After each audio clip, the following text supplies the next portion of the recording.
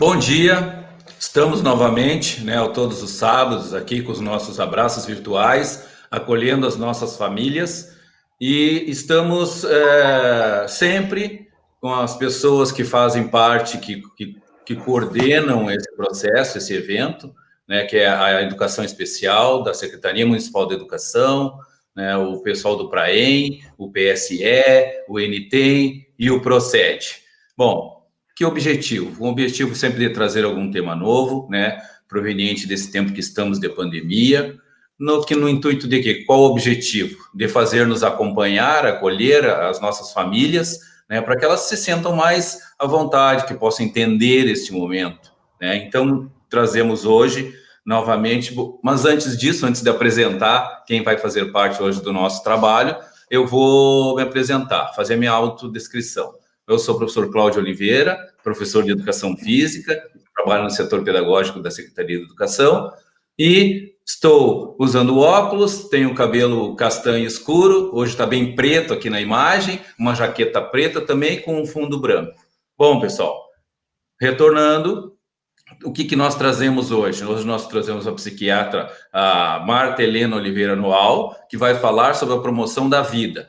Mas para falar sobre isso e apresentar a Marta, eu vou apresentar para vocês, então, a professora Angélica, que trabalha no PRAEM e que vai fazer a apresentação e dar continuidade como mediadora nesse evento de hoje. Angélica? Bom dia, pessoal. É um prazer estar com vocês mais uma manhã de sábado. Hoje, como uma profissional super competente, que é especialista na área, a qual ela irá realizar a sua fala. Sabemos que estamos no mês Setembro Amarelo, estamos vendo na mídia, nas redes sociais, que é o mês representado pela prevenção do suicídio. Eu gostaria de fazer primeiro a minha apresentação, antes de apresentar a profissional que irá fazer a sua fala. Eu sou pedagoga, educadora especial, atuo no PRAEM, no apoio pedagógico, atuo também no programa Superação, depois eu vou falar um pouquinho sobre o nosso programa. Eu sou magra, estatura média, tenho cabelos castanhos, com mechas loiras, olhos verdes, estou usando uma blusa preta e atrás de mim tem uma parede na cor creme. A profissional que irá fazer a fala, então, ela é a Marta Helena Oliveira Noal, ela é médica pela UFSM, especialista em psiquiatria pela UFSM, especialista em humanização na atenção e gestão do SUS, ela é mestra em psicologia da saúde, coordena o projeto de extensão, promoção da vida e prevenção do suicídio da UFSM. Ela integra também o programa Espaço Nise e a Associação de Familiares, Amigos e Bipolares, AFAB. Depois ela poderá fazer melhor a sua apresentação. Antes de passar a palavra para você, Marta, vou falar um pouquinho sobre a nossa experiência no PRAEM, como nós estamos falando especificamente sobre o tema de promoção da vida. Eu gostaria de falar para quem está nos assistindo que no PRAEM a gente realiza um trabalho de acolhimento da saúde mental. Estamos com em torno de 215 casos que são encaminhados pelas escolas de pessoas que apresentam algum tipo de sofrimento psicológico, algum sofrimento emocional, psíquico, que as escolas, os profissionais percebem, eles encaminham. O que acontece? Os profissionais do PRAEM, eles dividem esses casos, é feito contato por via do telefone e fica em monitoramento. Dependendo da situação, conforme os profissionais percebem, é encaminhado para outros setores e é feito toda uma rede de apoio. Como eu tinha falado anteriormente, eu participo do projeto, do programa Superação, em que nós estamos, desde o ano passado, realizando também um atendimento, um acompanhamento de adolescentes que têm tentativa de suicídio e também aqueles que apresentam autolesão. Ano passado, realizávamos esse projeto de forma presencial e este ano percebemos que a ansiedade foi se acentuando conforme a pandemia iria acontecendo, né? Os dias iam se passando, então a gente precisava manter esse vínculo, mesmo que à distância, com esses alunos. Então, o que a gente procura fazer? Manter essa escuta, esse diálogo com esses adolescentes, e à medida que a gente vê que eles precisam de outro tipo de atendimento, a gente também faz esse apoio, essa rede com outros setores. Agora eu vou passar a palavra para a Marta, então, está contigo, uma boa fala, e gostaria de pedir quem tiver alguma dúvida, alguma pergunta, alguma posição para fazer, alguma explanação, que possa fazer no chat, e ao final eu passo as perguntas para a Marta. Pode ser, Marta? Perfeito. Está contigo. Está me ouvindo bem, Angélica? Sim, estou te ouvindo. Legal? Tá. Então, bom dia a todos e a todas. Eu quero agradecer o convite, essa oportunidade de estar aqui hoje num programa que muitas vezes eu já assisti nos sábados de manhã, e especialmente agradecer em nome da Juliane, que é a pessoa que me contactou a partir do Praem. Dizer para vocês que eu admiro muito esse programa, eu acredito nele, né? Eu acredito que essas ações de cuidado de pessoas que realmente têm uma escuta qualificada, elas funcionam muito para a proteção dos nossos jovens, das crianças e até das famílias. Então, eu parabenizo vocês pelo projeto do Praem e esse projeto dos abraços virtuais também. Eu achei extremamente rápido, né? Vocês, enquanto as pessoas ainda estavam meio tontas do que se fazia, o que se podia fazer de ações de educação em saúde, eu digo que esse programa serve para isso, né? Vocês trabalham com educação, mas vocês entram muito no campo da saúde de forma muito apropriada. E vocês foram muito rápidas para começar a entrar em contato com a população no momento que a gente ainda estava num isolamento, um distanciamento social bastante intensificado. Então, deixo aqui o meu registro de o quanto eu acredito que esses programas que atingem as pessoas, né, as pessoas que precisam ouvir, as pessoas que querem aprender um pouco mais, o quanto esses programas são efetivos. Bom, falar de promover a vida, né, a promoção da vida é uma atitude que qualquer um de nós pode tomar e que ela pode ser exercida de diferentes formas, de muitas formas. Eu digo que esse projeto aqui, Abraços Virtuais, é uma enorme fonte de promoção da vida. Por quê? No próprio nome do projeto, assim, acolher famílias. Né? Em tempos de pandemia, mas mesmo antes, eu acho que a pandemia nos traz uma noção de cuidado, da necessidade de cuidar mais das pessoas, de trazer mais atenção às dificuldades que as famílias sofrem. Em função da pandemia, a gente dispara um processo que eu não sei se tem fim, porque as demandas, as carências são muito grandes, né? As carências de todas as famílias, pode-se dizer, não só da rede municipal de educação, mas de todas as famílias. A gente vive hoje em dia um momento de uma crise social, né? Uma crise de valores, de uma dificuldade de comunicação entre as famílias, entre as pessoas como um todo. Então, vamos entender que promover a vida é enaltecer a vida, é falar sobre como que a gente lida melhor com as dificuldades do cotidiano, né? Fortalecer a comunidade. Eu acho isso muito interessante. E assim como vocês se voltam aqui para as famílias, também o que eu já assisti de algumas manhãs de sábado, eu percebo que tem muitos professores, professoras que assistem. Então, a gente fortalecer as pessoas da ponta, os adultos. Né? Para a gente proteger crianças e adolescentes, não adianta cuidar só das crianças e adolescentes, eles também precisam de muito cuidado, de muita atenção, mas a gente precisa fortalecer quem vai cuidar deles. Então, quando a gente ouve aqui aquela metáfora da onda e do mar que a Josiane trouxe, né, que para mim foi algo super interessante, que eu espero não esquecer na minha vida, de como um adulto tem que ser frente aos problemas, né? Se vem uma onda estourando, eu tenho que ser areia, eu tenho que ser mansidão, eu tenho que ser tranquilidade para poder deixá-la estourar, saber que ela vai retrair e que eu posso acolher, que eu posso abraçar esse problema. né? Eu acho isso muito interessante. E isso é promover vida, é promover saúde, né? Esse processo de reflexão que vocês oferecem aqui, né? É uma manhã inteira que está disponibilizado para fazer as pessoas aprenderem, refletirem sobre o que a gente faz, sobre a rotina, sobre o que eu posso melhorar no meu dia a dia, né? Eu sei que vocês já, algumas eu assisti, outras eu só sem notícias.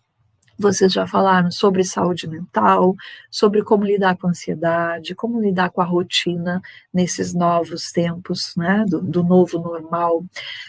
A psicologia positiva, como é que a gente aproveita estratégias simples da psicologia, da teoria da psicologia, para colocar dentro da casa da gente e poder fazer ela nos ajudar no dia a dia, no nosso cotidiano, e facilitar que a gente resolva os problemas que surjam, né? E eles surgem todos os dias. Quem tem filhos, todos os dias tem uma novidade, tem uma nova empreitada de decisões a tomar, pode, não pode, isso é adequado ou não é, esse filme que está sendo visto ali na televisão, no computador, são decisões constantes que a gente tem que estar tomando, né? Eu vou proibir que assista, ou eu vou sentar junto e assistir, poder mostrar por que eu não acho legal que assista aquilo, ou quanto tempo de tela a gente deixa, ou evita, né? São problemas, são pequenos problemas, mas a todo momento eles nos surgem no dia a dia, e especialmente nesse momento que as crianças e os adolescentes estão sem o grande estímulo da escola, dos amigos, do convívio, não é? Do jogar bola na rua com os amigos, de todo esse entrosamento que se perdeu necessariamente, né? Eu acho que é necessário que as crianças e os adultos fiquem o mais possível em distanciamento social. Nós chegamos num ponto da sociedade que é preciso até dizer o que se pensa, né? É preciso dizer o óbvio. Eu acho que a gente precisa se recolher. Eu sou da turma que, dentro do possível, se recolhe. Bom,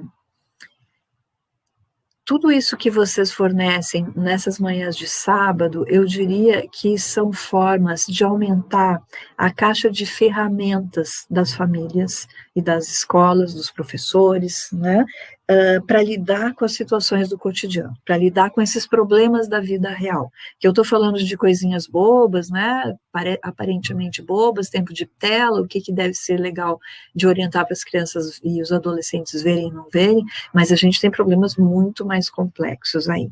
Então, quanto mais a gente tiver uma caixa de ferramentas recheada de instrumentos, né, de recursos, de ideias, de criatividade para poder usar a cada situação, a gente ter o jogo de cintura para usar um tipo de recurso. Vamos pensar assim, em todas as casas deve existir uma caixinha de ferramentas ou uma gaveta onde a gente tem, né, uma chave de fenda, um martelinho, uma chave inglesa, todo mundo tem, né? Já precisou, teve que comprar, estourar um cano, precisa montar um armário, precisa ajustar alguma coisa. E se a gente tem poucas ferramentas, vai nos fazer falta, né? Às vezes a gente vai ali e pede no vizinho, pede para um amigo, não tem problema pedir. E é isso que eu acho que o Praem faz, né? Quando as famílias não dão conta de cuidar da complexidade dos problemas dos seus filhos, elas vão ali e pedem para o Praem poder ajudá-las a carregar esta caixinha, né, esse pacotinho que está difícil de carregar com as ferramentas que a gente tem em casa. Mas se a gente puder ter mais ferramentas nessa nossa caixa, muito melhor, porque às vezes as situações elas vêm de pronto, elas exigem uma mobilização de pai e mãe, de irmãos, de professores, na hora, né? A gente não pode ficar titubeando, esperando, bom, eu vou segunda-feira, eu vou conversar com o prof do Praem para ver o que ela me sugere. Às vezes a gente tem que ter uma atenção muito rápida. Então é sempre bom ter uma chave Phillips dentro de casa, né? E isso quer dizer, gente, eu estou fazendo aqui uma metáfora de todos os recursos de ego, recursos do meu eu que eu tenho que ter para ser mãe, para ser pai, para ser professor. e às vezes a gente tem que ter alguma orientação mais formal, a gente pode ter algum conhecimento técnico, né, e buscar literatura, buscar conhecimentos formais para isso, mas às vezes são em lives, poder aprender com cada profissional. Eu acho que cada pessoa que passou por aqui, pelo menos os que eu vi, deixou alguma contribuição legal que vai se somando, né, e a gente vai fazendo um apanhado de coisas que vai aprendendo ao longo dessas atividades. Então, quanto mais cheia tiver a minha caixa de ferramentas, se o meu cardápio de opções, daquilo que eu posso oferecer para um filho, para um aluno, ele for um cardápio maior, eu posso desenvolvendo mais habilidades para enfrentar as dificuldades que vão surgindo. Eu vou me sentir mais forte, mais segura para poder lidar com as situações. Não me sentir tão vulnerável, bom, mas e se acontecer tal coisa? E se um aluno me falar que está pensando em se matar? E se meu filho der sinais de que ele está se cortando? O que eu faço? Né? Houve uns anos atrás uma campanha publicitária que a ideia era para o bem, né? Mas ela fazia um chamado que eu acho que vale a pena a gente refletir sobre ele, que é em relação ao crack, né? Se dizia assim, crack nem pensar. E é exatamente o contrário, né? Bom, vamos pensar sobre o crack, ou é sobre o crack que a gente tem que pensar, ou é sobre o álcool? Porque às vezes a gente está tão preocupado com alguma coisa e a gente não se dá conta que tem outras questões que são mais arriscadas muitas vezes, né? Menos seguras, e a gente não está atento. Então, não dá para não pensar em uma série de preocupações que se tem no momento que a gente lida com crianças e adolescentes.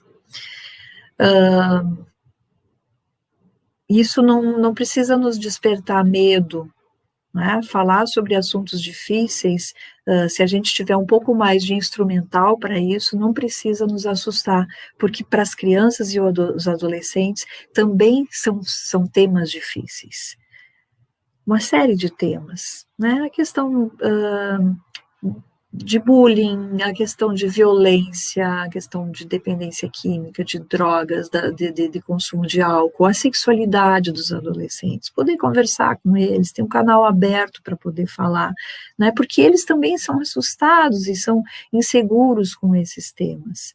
Né? Com a sua condição no mundo, com todas as mudanças que o corpo vai impondo, que a sociedade vai exigindo, a aquisição de um novo status, que não é mais aquele do bebê, da criança de casa, né? Tem que assumir papéis que não sabem ainda como exercer. Então, às vezes o adulto fica assustado de poder tocar num assunto que para ele é meio tabu, eu não sei bem como lidar, como mãe, como pai. Imagine para o filho. Como é estranho para ele, às vezes, falar. E aí, quando ele não fala com pai, mãe, professor, ele vai falar com seus pares. E nem sempre eles vão ter as respostas ideais. Né? Então, a gente poder falar sobre tudo. Não tem nenhum assunto que a gente tenha que dizer assim, não, esse nem pensar, esse assunto não dá para falar. Inclusive, a gente pode falar sobre assuntos difíceis, tabus, como prevenção do suicídio. Mas antes de eu chegar mais nesse ponto, eu queria falar que promover a vida é respeitar a própria vida. E a gente está num tempo em que isso parece que está sendo esquecido, o respeito à própria vida. Eu aprendi a semana passada um conceito novo, que eu aprendi no congresso que a gente está fazendo, que está organizando ao longo do mês, que é o 7º Encontro Regional de Promoção da Vida e Prevenção do Suicídio, e houve uma mesa sobre a promoção da vida, promovendo a vida e a solidariedade humana, em que os palestrantes, Maria Rosa Chitolina, trouxe um conceito de saúde única. Eu fiquei pensando, o que é a saúde única? Né? E a saúde única é a saúde dos seres humanos, a saúde dos animais e a saúde do meio ambiente. O conceito eu nunca tinha ouvido esse nome, saúde única, mas se nós formos pensar, ele é muito óbvio, né? E a gente não se dá conta disso, que todas as vidas estão entrelaçadas. Eu acho que essa é uma grande oportunidade de poder tocar nesse assunto, e por isso agradeço poder estar aqui, né, falando o que eu tenho pensado ultimamente, esse momento de pandemia nos joga numa realidade muito negada até então. O meio ambiente é finito, né? A gente usa dele como se ele não fosse nunca se esgotar, e a gente acaba abusando dessa segurança. E vejam como as vidas estão entrelaçadas, né? As vidas do planeta estão entrelaçadas. Uma doença que surge lá, num lugar muito distante da gente, e através de animais silvestres, quer dizer, como é que a gente lida com isso, né? Com uma situação que não faz parte da minha realidade. E aí a cultura uma cultura de um país ou de alguns países interfere no nosso estilo de vida, na nossa sobrevivência daqui a pouco. Então, como as coisas são entrelaçadas, né? E se a saúde é única, né? Se a saúde do planeta não estiver bem, se a gente estiver permitindo o desmatamento, por exemplo, da Amazônia, se a gente estiver indiferente ao que o Pantanal está em chamas nesse momento, a gente não vai se dar conta das conexões, muitas vezes, que passamos um verão absurdamente seco, né? Prejudicialmente seco. E a gente ainda aqui tem água, né? Em geral nos falta água em alguns momentos, em alguns bairros, mas a gente não tem privação de água. Em alguns países da América do Sul, a seca tem sido algo que muda a vida das pessoas, né? A ponto de que os banhos têm que ser tomados em minutos, porque não há água, a água acaba, né? E a gente não dá conta de que o aquecimento global acaba interferindo no clima, na neve, no degelo, né? Eu tive essa experiência recentemente nas férias de verão, de um impacto do sofrimento de pessoas, no caso no Chile, frente a uma seca absurda, né? E aí eu fui lá conhecer a Cordilheira dos Andes e ver a neve na cordilheira, e não tinha neve. E aí as pessoas dizem, bom, esse ano, né, o ano passado não nevou, e aí por isso essa seca, a gente não tem essa noção, essa conexão de que como as coisas que a gente faz no dia a dia interferem, né, como o lixo que a gente joga na rua vai impactando nos esgotos, que depois no dia da chuva dá uma enchente e alaga o nosso pátio, e pode nos trazer uma doença, né? Quando se cortam as árvores aqui do lado, né? O quanto na minha casa, no meu pátio, no pátio alheio, o quanto a gente tira o lugar dos pássaros que estavam ali comendo os insetos, e como aumenta os mosquitos, e os mosquitos nos trazem doença. Então, se a gente pensar nesse conceito de sustentabilidade, nesse conceito de saúde única, é muito interessante de a gente pensar como nós temos uma responsabilidade muito maior de ser no mundo. Porque a gente vive uma grande engrenagem, né? Uma engrenagem planetária, uma engrenagem macro, né? Pensando no planeta, no mundo, nos países, mas também pensando micro, na minha casa. Na minha casa existe uma engrenagem, eu sou uma das peças dessa engrenagem. Vamos pensar que a engrenagem é algo que tem os dentinhos, né? E vai rodando. Se um dentinho dessa engrenagem tiver maculado, tiver machucado, a engrenagem vai cair meio, né? Ela não vai descer redonda.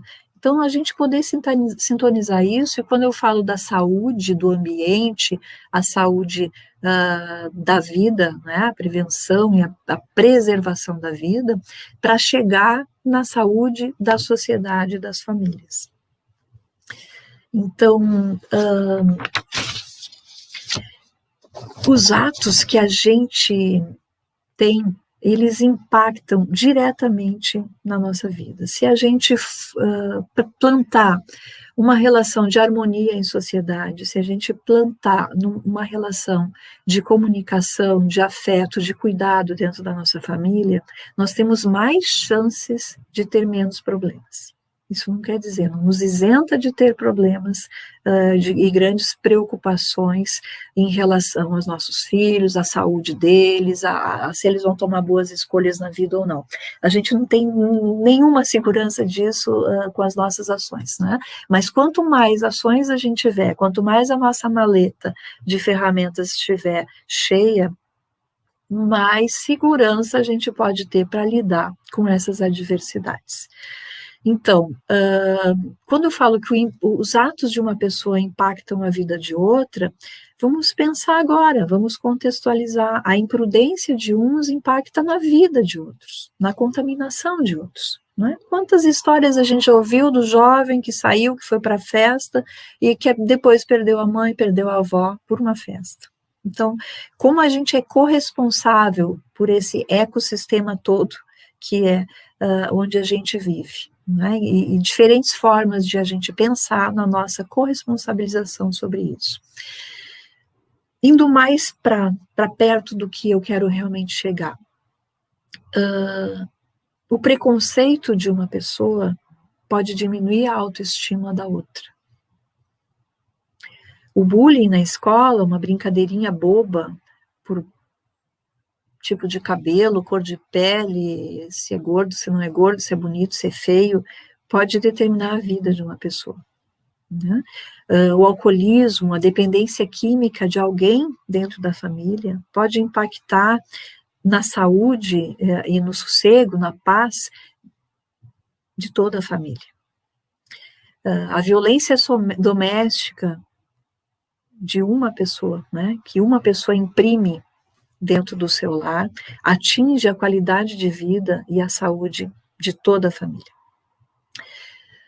Tem muitos estudos que provam, já isso é provado, a influência da violência familiar, da violência na infância. Eu vou tirar o familiar, vamos dizer assim. Pessoas que sofrem violências na infância, elas têm um risco bem maior de adoecer do ponto de vista psiquiátrico posteriormente, seja na adolescência, seja na sua fase adulta. Então, quando me chamam aqui para falar em promoção de vida e prevenção de suicídio, eu começo a falar de coisas bobas, assim, não cortar árvore para não tirar mosquito, para poder passarinho comer mosquito, pô, que coisa boba essa psiquiatra está falando, né? Mas eu também estou falando de uma coisa bem bobinha, cuidar das crianças e dos adolescentes, evitar, bobinha aparentemente, evitar negligência, evitar abuso moral, evitar a violência psicológica, desmoralização, humilhação. Poxa, mas tu nunca faz a coisa certa, mas tu sempre deixa tudo bagunçado, mas tu é um burro mesmo, tirou nota baixa na prova. Isso são pequenas violências que vão sendo assimiladas e vão achatando o potencial daquelas pessoas, daquelas crianças, daqueles jovens. E às vezes isso impacta no desenvolvimento de um transtorno de ansiedade, um transtorno de depressão, né, um transtorno de humor, como uma depressão. E com jovens, né, eu também já ouvi aqui, achei super interessante ser falado aqui, porque esses estudos também mostram muito claramente a imaturidade cerebral, a imaturidade neuroquímica do cérebro das crianças e dos jovens. Então, a gente que é adulto, professores, pais, mães, é que tem que compreender que algo que para mim pode ser bobo, alguém tentou diminuir a minha autoestima, eu ouvi isso, bom, né, só lamento. Mas para um jovem, para uma criança de 13 anos, isso pode ser o fim. Né, uma nota baixa na escola, uma comparação, mas o teu irmão é mais inteligente, teu irmão quando passou, né, na primeira série aprendeu a ler em 2 meses, e já faz 4 meses, 6 meses que tu está na primeira série e tu ainda não lê. Então, pequenas manifestações violentas que às vezes são tão naturalizadas que a gente não se dá conta. Isso caindo num cérebro imaturo, como é das crianças e dos jovens, que tem uma tendência muito grande a uma reação impulsiva, né? Bateu, levou, não tem esse filtro, não tem caixa de ferramentas. Nós que temos que carregar, as caixas de ferramentas são pesadas, e são caras, né? Para comprar uma chave e outra. Poxa, a gente não vai numa ferragem e compra todas as ferramentas num dia, a gente vai descobrindo assim, poxa, mas eu comprei uma, mas essa não me serve, eu preciso de uma chave de fenda do outro tamanho, né? Eu comprei, tenho 2 em casa e eu preciso de uma terceira. Então, isso não é de pronto, isso a gente leva, às vezes, muitos anos na vida para poder ter as nossas caixas de ferramentas mentais prontas, né? Ou nunca vão estar prontas. Sempre a gente vai precisar ir além. E a caixa de ferramentas dos jovens é bem pequenininha, é bem levezinha. E cada vez mais, né, porque também uma coisa que é importante para a saúde, para a promoção da vida, é que a gente tenha diversidade de recursos. Que eu possa ter, frente a um problema, várias possibilidades de ação. Se eu sou um adolescente, eu estou muito impactado com um problema que me aconteceu, por exemplo, uma violência sexual de alguém que eu achava que era meu amigo, ou até de um namorado. Qual é a minha caixa de ferramentas? Qual é o cardápio que eu tenho? Com quem eu posso falar? Eu posso contar isso para minha mãe? Posso contar isso para o pai vai me matar? O pai vai querer matar o meu colega, o meu namorado, né? Então, eu posso falar com um professor. Quantos professores da escola eu posso contar? Se eu contar para uma, aquilo vai ter um acolhimento, vai poder, eu não preciso contar para todos os professores da escola, porque eu sei que tem aquela professora, que ela é super atenta lá do Praem, e se eu falar para ela, ela vai me ajudar, ela vai me entender. A gente não precisa pensar na responsabilidade só dos pais ou só dos professores. Eu acho isso muito bacana nesse projeto de vocês, os abraços virtuais, porque vocês juntam aqui. Né? A ideia é trazer um reforço para as famílias, mas não sei bem como é que foi que os professores entraram nesse público-alvo, né? Se foi um convite espontâneo, se foi convidado, mas a gente poder entender que nós todos, profissionais da área da saúde, profissionais da educação, pais, temos que nos unir. O índice de suicídios, ele vem aumentando no Brasil. Isso não é a regra no mundo. Né? No mundo, 83% dos países do mundo estão com as suas taxas de suicídio em queda, porque hoje em dia existem programas de prevenção muito bem estruturados e a longo prazo, né? Programas que não são assim uma palestra no sábado de manhã, são programas sistemáticos que vêm produzindo mudanças. E queda nas taxas de suicídio, mas o Brasil é um dos 17% de países do mundo que ainda está aumentando essas taxas.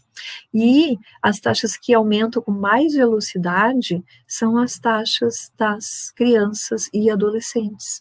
Né? E eu estou falando de aumento de taxa de suicídio entre crianças de 10 a 14 anos, gente. Isso é assustador, né? Se a gente não estiver atento, é assustador. Bom, pensando nisso, eu trouxe aqui um poema.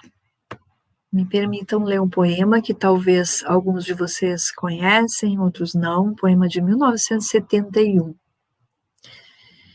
do Vinícius de Moraes, Dia da Criação. Vocês me inspiraram, né? Me convidando para estar num sábado aqui, eu pensei, eu gosto muito de trabalhar com música, com literatura mesclada com educação em saúde, e pensei, o que eu vou levar hoje? E aí tinha que ser o poema da criação. Hoje é sábado, amanhã é domingo, não há nada como o tempo para passar. Vejam, hein? O que nos resta nesse momento de pandemia e de distanciamento social a esperar o tempo passar? Né? Quem não está nas linhas de frente, desenvolvendo vacinas, cuidando das pessoas que estão adoecendo, prevenindo de alguma forma, o que nos resta? Não há nada como o tempo para passar. Vamos esperar. Nesse momento, há um casamento, porque hoje é sábado. Há um divórcio e um violamento, porque hoje é sábado. Há um homem rico que se mata, porque hoje é sábado. Há um incesto e uma regata, porque hoje é sábado. Há uma mulher que apanha e cala, porque hoje é sábado. Então, eu recorri ao Vinícius de Moraes, nosso poetinha imortal, trazendo algo antigo, né, e que está tão atual nesse momento, né, se fala, eu não gosto de ficar falando em número de suicídios, mas enquanto a gente está aqui, hoje de manhã, muitas pessoas vão morrer de suicídio no mundo. As estatísticas de violência sexual nos mostram que enquanto a gente está aqui, algumas mulheres no mundo estão sendo estupradas, algumas estão sendo mortas, né? Então, essa música, ela nos fala da vida real, assim, está acontecendo um divórcio nesse momento, algum casal está decidindo que não consegue mais viver junto, alguém está violando alguém, né? E o que a gente pode fazer com isso? O problema, né, é que toda semana tem um sábado, então dá para fugir. Puxa, não vamos falar sobre essas coisas, né? Começar um sábado de manhã, vocês me desculpem, eu estou vendo que tem uma série de perguntas aqui aparecendo na tela, mas eu não vou conseguir ler e me concentrar de falar nesse momento, mas alguém falou que começou bem o domingo e tal, como era uma frase curtinha ali, eu consegui ler agora sem me desconcentrar. Então, puxa, vem a Marta no sábado de manhã nos trazer esses assuntos tão pesados, né? Mas é a partir da gente poder pensar nisso que a gente pode mobilizar as pessoas para se envolver, para sofrer menos com essas situações. Como é que por que a gente está aqui hoje? Né? Por que a Juliane me convidou? Porque é setembro. E o que tem no setembro? Setembro foi designado lá em 2003 como 10 de setembro, o Dia Mundial de Prevenção do Suicídio. E por isso que eu estou aqui. Eu trabalho muito com isso dentro da universidade, a gente tem um projeto de extensão que esse mês vai fechar mais de 100, acho que nós vamos fechar umas 102 intervenções de promoção da vida e prevenção do suicídio. Essas intervenções são das mais diversas possíveis, né? Desde uma ação como eu estou fazendo hoje, que eu não tenho nem noção de quantas pessoas vão assistir, eu nunca vou ter a noção de que se essa minha ação de hoje vai impactar e prevenir algum suicídio, mas pela base de todas as intervenções que já fizemos, a gente tem ideia que isso funciona, porque normalmente a gente passa fichas de avaliação nesses percursos, e várias vezes pessoas já nos falaram que estavam pensando em suicídio, que aquela fala mobilizou ela para buscar uma ajuda. Isso já nos aconteceu muitas vezes. Então, como é que a gente faz? Por que existe um Dia Mundial de Prevenção de Suicídio? Para a gente poder pensar em promoção da vida, pensar no que é importante a gente valorizar. E aí eu traria 3 diretrizes básicas aqui para a gente poder desenvolver um pouquinho depois, e quem sabe até no debate, nas perguntas, a gente poder aprofundar um pouquinho mais, que é incluir, ouvir e cuidar. Incluir as pessoas. Né? Nós estamos vivendo um retrocesso absurdo assim, do trato humano, né? Da diplomacia humana, as pessoas não se respeitarem e por questões absurdas como cor de pele, né? Como aparência, como identidade de gênero, né? Uma pessoa achar que tem o direito de matar outra, e o Brasil é um dos países que mais mata pessoas da comunidade LGBT+, porque se dá o direito de achar que aquele ser não tem o direito de viver, porque ele não é parecido comigo. Então, poder incluir as pessoas. Eu trabalho há muito tempo com um projeto, trabalho há muitos anos, na verdade há mais de 20 anos, ou desde que me formei, nessa linha de educação e saúde, né, de quebrar preconceitos, de ensinar as pessoas a se empoderarem, a passarem a ser protagonistas das suas próprias vidas, das suas próprias histórias. Mas há 5 anos a gente trabalha na universidade com o projeto Comunidade de Fala, que ele traz para a sociedade palestrantes que eram antes pessoas que não eram respeitadas socialmente, porque são taxadas de, muitas vezes, de doentes psiquiátricos. E aí, quando chamam a Marta para palestrar, muitas vezes eu digo, olha, eu posso levar mais alguém? Né? E aí a gente leva no projeto palestrantes, pessoas extremamente capacitadas, que vão contar sobre a sua superação, sobre como é que elas fizeram quando elas tentaram suicídio e o que aconteceu com elas. O que elas fizeram para se salvar? Como é que elas buscaram ajuda quando elas entraram num processo depressivo ou psicótico, ou, enfim, quando tiveram que ter uma internação psiquiátrica, o que se faz para voltar para voltar à tona, para voltar à realidade depois de um mergulho nas profundezas do adoecimento psíquico. Tem muitas coisas a serem feitas e eles nos ensinam muito a cada palestra. Então, incluir pessoas, o fato de alguém ter depressão não quer dizer que essa pessoa não possa nos ensinar muitíssimo e não quer dizer que não seja uma pessoa extremamente competente, né? No nosso projeto nós temos uma professora que dá aula há, acho que mais de 15 anos na rede pública, e ela conta, né, como isso enriqueceu o repertório dela, a caixinha de ferramentas dela, para poder cuidar mais dos alunos. E hoje ela passou a ser uma referência como professora e como uma voz que dá escuta aos seus alunos.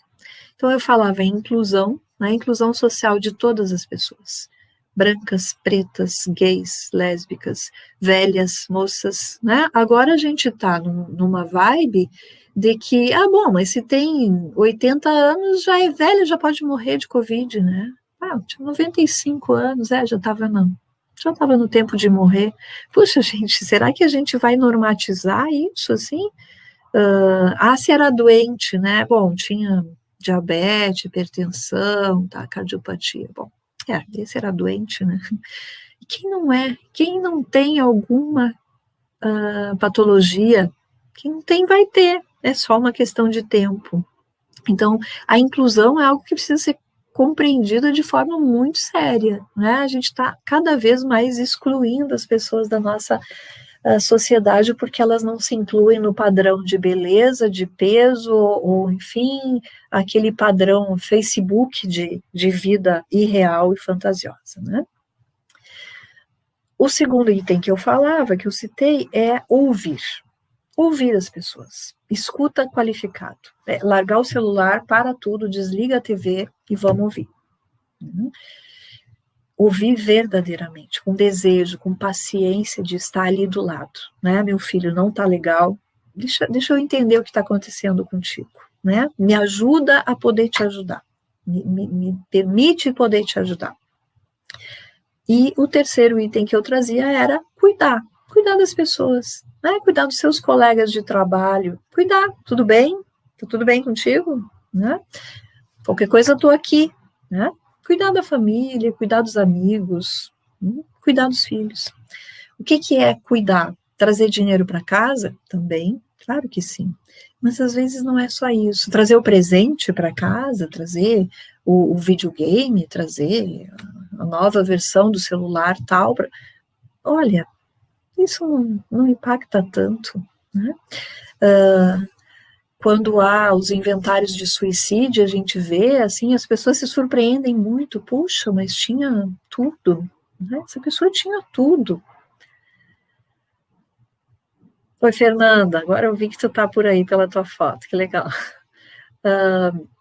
Essa pessoa tinha tudo, mas às vezes não tinha nada, porque se ela não conseguiu achar um jeito de pedir ajuda, não estou conseguindo me cuidar sozinha, me ajuda, né? Ela não tinha esse instrumental, ela não tinha nada, né? E às vezes isso é tão difícil de compreender, que não é o celular, o carro do ano, o emprego dos deuses, né?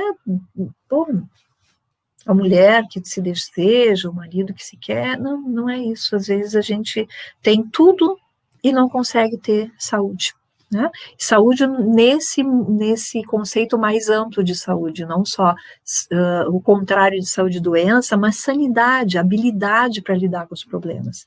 Muitos dos adolescentes que se matam no impulso, e às vezes eles não estão necessariamente doente de uma doença mental, mas estão adoecidos de um processo, né, de não saber as habilidades de lidar com as suas dificuldades de vida, do que vai surgindo e eles não darem conta. Então, a gente está falando aqui que as nossas crianças e adolescentes precisam ser escutadas, cuidadas, e aqui alguém está perguntando, né, quando a pergunta é curtinha eu consigo ler. Qual o limite entre cuidar e ser invasiva? Olha, eu não vou conseguir responder perguntas agora, porque senão eu vou me desconcentrar e vou me perder. Depois eu fico bem disponível para vocês. Mas isso eu acho que dá para a gente parar aqui um pouquinho e falar. Quando a gente tem uma situação de risco, a gente tem obrigação de ser invasivo. Porque respeitar é cuidar. Né? Se eu estou suspeitando que algum adolescente, por exemplo, um professor que não tem nem muita intimidade, não é um pai, não é uma mãe que tem a obrigação de estar ali vendo o que houve, assim, mudou, né? Mudou a atitude, a gente tem que estar atento a isso, mas às vezes é um professor que vai ali da sua disciplina, um professor de especialidade, não é nem aquele professor que passa o dia todo, a manhã toda com o aluno, a tarde toda. Devo me responsabilizar ou não? Se fui eu que percebi. A Organização Mundial da Saúde fala que o suicídio é um problema de todos. Todos. Não, meu não. Eu não sou psiquiatra, não sou psicóloga. Sim, esse é um problema de todos, da humanidade. Então, ser invasivo, claro, a gente não vai ser invasivo rasgando, né? Invadindo o espaço da pessoa, mas a gente precisa bater na porta delicadamente e ir entrando. Como é que se faz isso? Escutando. E promovendo ações de vida. Como é que se faz isso na escola? Tendo uma palestra sobre prevenção de suicídio para jovens. A gente convida a Marta, põe todos os adolescentes numa sala e vamos falar sobre prevenção de suicídio? Não, isso não funciona. Nem eu vou topar esse convite. Né?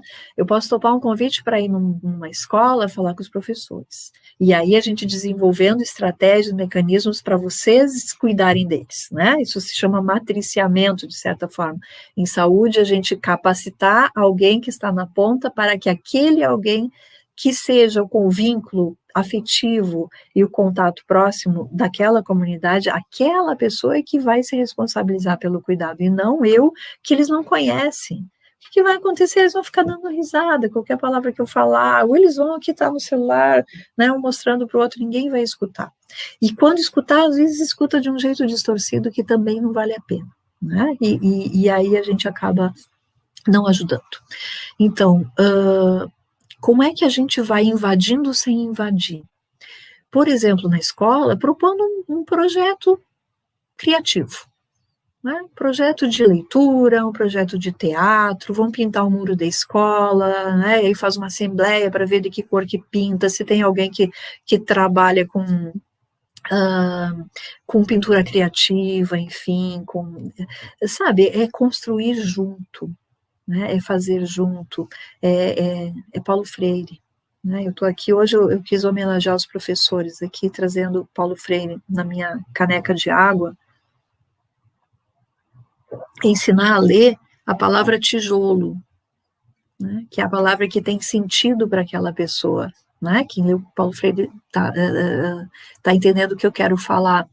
Então, poder trazer ações lúdicas, ações reflexivas, fazer trabalhos integrados, a professora de biologia poder falar sobre bullying, sobre preconceito, e aí o da história já vai contar um pouco sobre o olhar, outro enfoque sobre o mesmo, né, eu tô dando exemplos, assim, bem aleatórios, mas que os professores possam se unir e fazer trabalhos de aula que tenham sentido.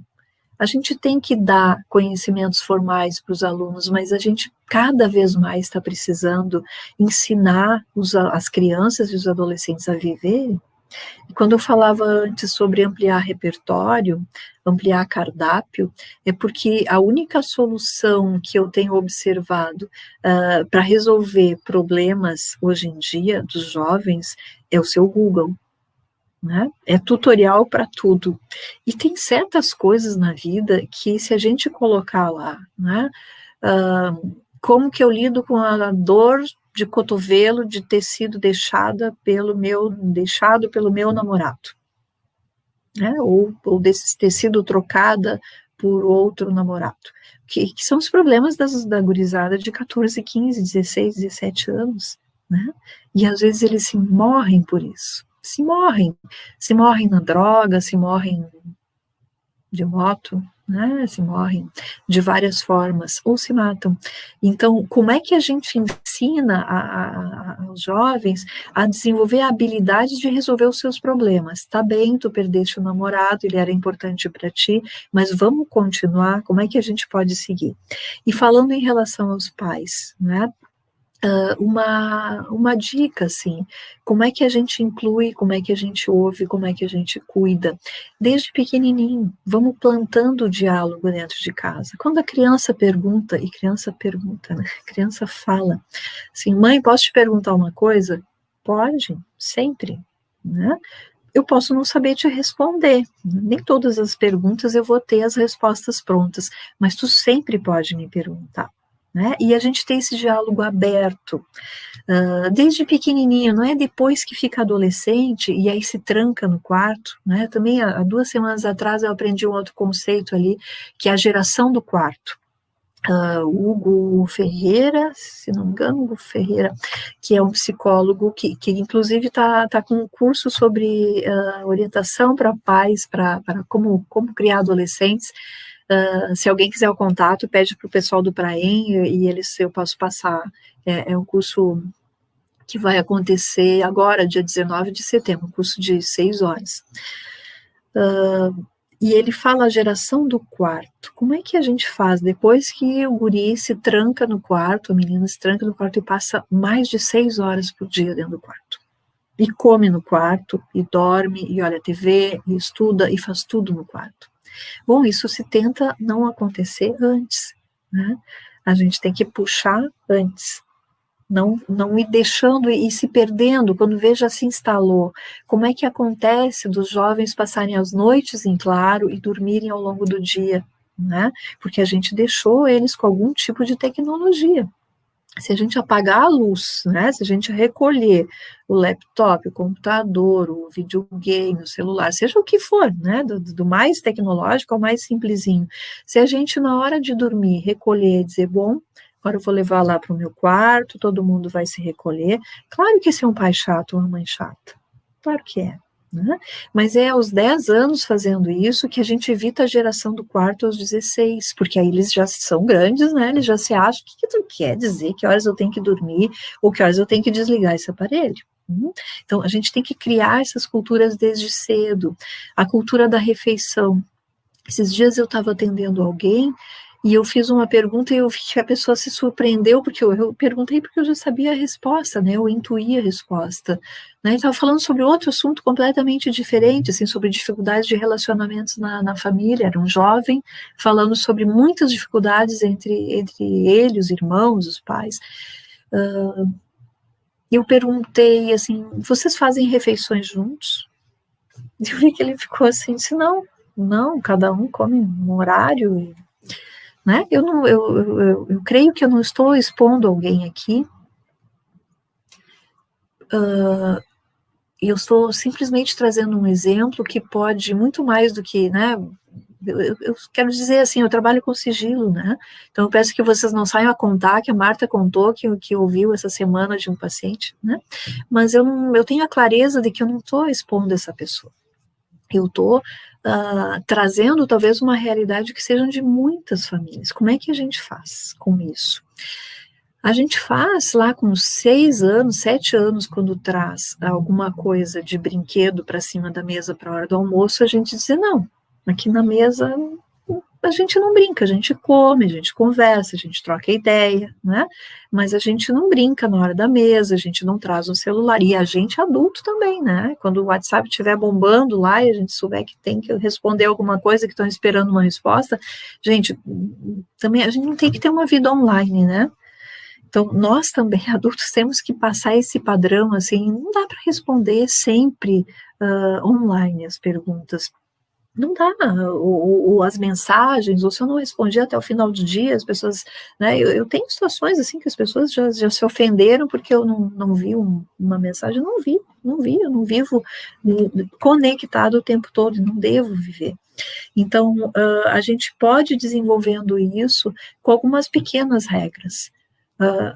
Refeição uma que seja, junto, todo mundo junto em casa. quando estão, né, claro, estou falando de um contexto do ideal, às vezes o pai trabalha fora, só vem à noite, a mãe não está, né, mas dentro do ideal, que tem uma mesa posta, seja o mais simples possível, mas que tenha gente sentada nessa mesa, que possa comunicar, né. O Neuri Botega é um cara que eu respeito muitíssimo, para mim é a pessoa que mais ajuda na questão da prevenção do suicídio no Brasil, porque ele é um formador de opinião genial, e ele fala assim, a refeição à mesa, nem que seja para se cansar de ficar em silêncio, né? Porque às vezes as comunicações estão tão rompidas que sentar à mesa na frente de um irmão, de um pai ou da mãe é um tédio, né? É um saco, como a gurizada diz. Bom, vai chegar uma hora que vai ter uma comunicação. E a gente poder ir criando essa cultura desde pequeno, né? Quando sai da escola, quando chega em casa, quando vai buscar da escola, me conta como é que foi tua aula hoje. O que tu aprendeu de novo? Conta para a mãe o que tu aprendeu de novo, porque eu também posso aprender, né? De repente, no meu tempo, não ensinavam essas coisas, sabe? É o modo de falar. E também perguntas abertas, né? Perguntas que convidem a gente a dialogar, né? Foi bem de aula hoje, filho? Fui. Tudo bem? Tudo bem. Os jovens são lacônicos, se a gente não ir puxando e ter a criatividade de como fazer para eles nos falarem o que eles pensam, a gente não vai conseguir nada. E a gente vai estimular a criação de gerações do quarto, né? Que estão fechadinhas lá no seu quarto. Bom, enquanto a gente está fazendo junto, a gente está incrementando o vínculo, né? Vamos botar a mesa junto, vamos fazer uma comida junto, né? Deixa eu te convidar aqui para te ensinar a fazer um bolo que a tua avó fazia, né? Pai, me ensina a fazer pandorga. E botar a voar, né? Tem que deixar ela levantar, tem que ser uma pandorga efetiva. É poder, eu estou falando de coisas muito antigas, né? Parece, puxa, pandorga, fazer bolo da avó, receita da avó, mas a gente perdeu esse senso. Hoje a gente só faz coisas que tem tutorial na internet para ensinar, e aí não tem o mesmo tempero. Não tem aquela dica do pai de como é que ele fazia a pandorga quando ele era guri e fazia voar a pandorga, né? A da internet pode ser linda, mas de repente não voa. E aí não tem sentido uma pandorga que não voa. Então, é nessa construção do fazer junto que vai se estabelecendo os vínculos entre pais e filhos, entre os professores. Gurizada, vamos fazer um teatro para o final do ano. Bom, todo mundo, né? E o cenário? Ah, não, mas eu tenho em casa um material que sobrou não sei do que, eu tenho uma roupa tal, eu tenho um livro que eu acho que dá um bom roteiro, sabe? É cada um trazer a sua contribuição, e o professor ser o facilitador, o adulto que vai estar ali mediando, né? Uma ocasião me chamaram numa escola que não é aqui da cidade, que tinha havido o suicídio de aluno, e aí os professores estavam muito assustados, e estava ficando uma fama, porque já tinha havido o suicídio de ex-aluno dessa escola. Então é uma cidade pequena, e aí ficou assim, a escola onde existem os suicídios, né? Claro que as defesas humanas, né, bom, nessa escola as pessoas se matam, na outra não, claro que isso é uma grande fantasia.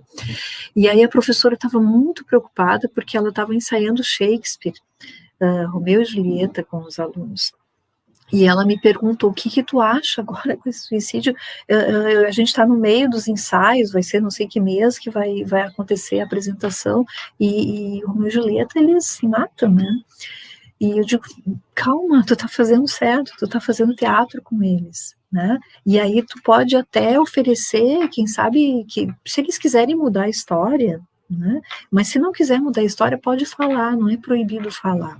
É melhor atuar, né? Tu se morrer, tu te matar como ator de uma peça de teatro da escola, e tu vê assim, puxa, isso aqui é bobagem, né? Eu me matei, e aí o outro não tinha se matado, não tinha morrido, né? Então eu morri na praia. Então, mesmo que a gente dê o mesmo fim para a história, a gente vai estar sendo educativo, porque a questão é fazer pensar. O que está difícil hoje em dia é ensinar as pessoas a pensarem, porque parece que está tudo pensado, está tudo no Google, qualquer coisa que eu precisar aprender está ali, eu não preciso mais pensar, e não está, né? e não está. Então, é uma forma da gente poder conhecer mais os alunos, conhecer mais os filhos, é propondo fazer coisas junto, né? Vou construir um muro. Filho, vem junto aqui, me ajuda a fazer esse cimento aqui. Ah, pai, fazer cimento? O que tu quer? Eu estou estudando para não fazer isso na vida. Tudo bem, mas me ajuda aqui, né? Vamos fazer junto, vamos construir junto, vamos plantar uma horta. Quando eu falo em ser criativo, é com os recursos que cada um tem na sua casa e as demandas que cada um tem. Né? Se naquela casa precisa fazer um muro, é fazer um muro junto. Se naquela casa tem outra demanda que precisa, vamos pintar? A gente pintou uns muros aqui em casa nesse tempo de pandemia, foi algo assim, foi uma descoberta para mim, como é legal pintar, né? E aí vai toda a família pintar, bota aquela roupa de dormir para pintar toda, né, se borrar todo, e aí já aquilo vira uma brincadeira e tal, e como isso é terapêutico, né, o fazer junto. Bom, até porque tem alguns tipos de comunicação que são mais difíceis de se resistir. Se a gente for no racional, falar com um adolescente, um pré-adolescente, na razão, no concreto, ele vai dizer, me deixa, já vem tu com esse papo.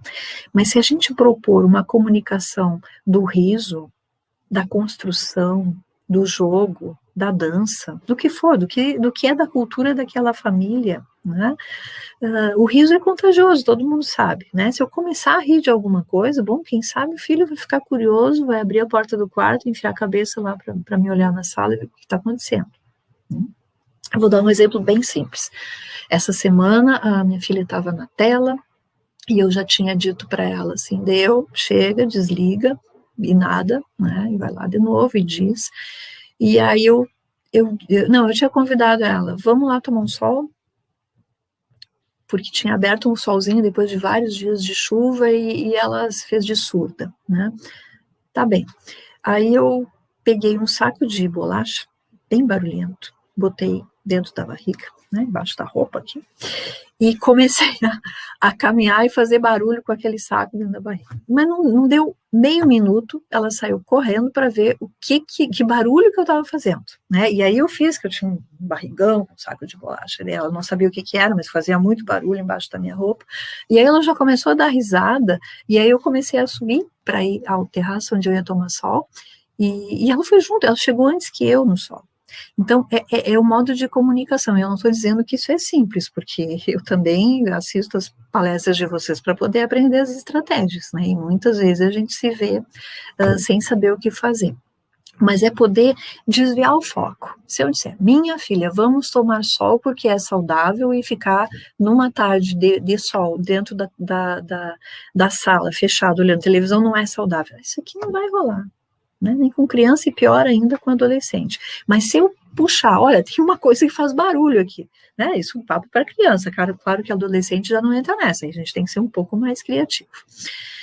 Então, é diferente vamos conversar hoje sobre drogas, né? Não, a gente assiste um filme, né, na escola, põe Cazuza na escola, vamos fazer uma sessão de vídeo lá, um cine, a gente trabalha com cine mental no Espaço Anísio da Silveira, e eu acho que é uma estratégia super legal, porque aí tu vai vendo o filme, no debate vão surgindo questões, vai falando e tal, é mais ao natural, né, as situações vão mais ao natural, e a gente vai podendo prevenir suicídio assim, vendo um filme. Ou outras coisas, né, a letra de uma música, um vizinho que se matou, um vizinho que está com risco de suicídio, internar o guri, o filho e tal, puxa, tu sabia que o filho do vizinho ali estava ruim e tal, sabe, puxar uma conversa quando ela aparece para a gente, ou a gente puxar uma situação para que ela apareça, né, então é assim que a gente vai abrindo esses espaços de diálogo para ir resolvendo os problemas. E problema, não estou falando só de suicídio, não, porque tem muitos problemas da juventude que podem desencadear uma vulnerabilidade ao suicídio. Por exemplo, gravidez na adolescência.